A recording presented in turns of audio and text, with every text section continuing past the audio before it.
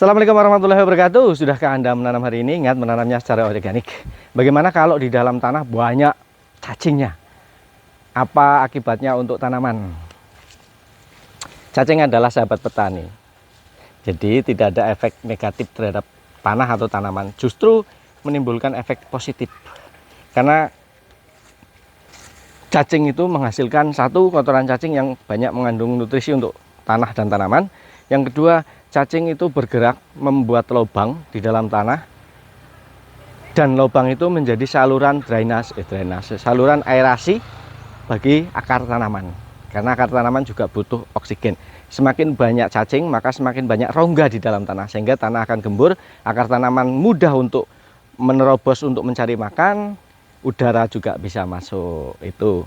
Jadi cacing itu sangat bermanfaat. Oleh karena itu, di luar negeri sana banyak para aktivis kebun organik itu menanam secara organik itu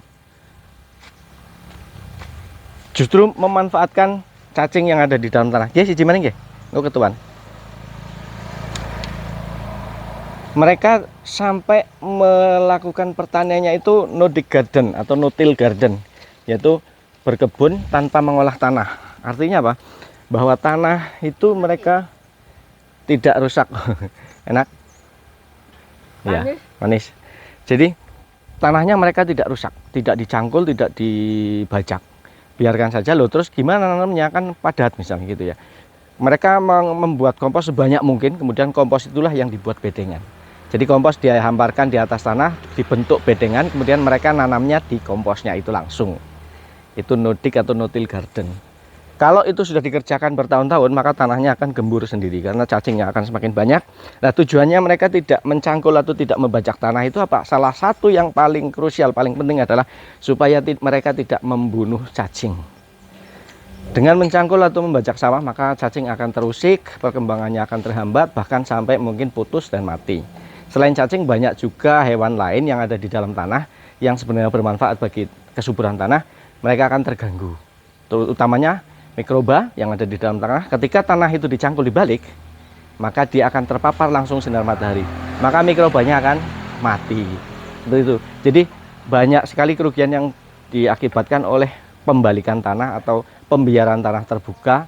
Itu seperti itu. Itu dalam pertanian organik ya.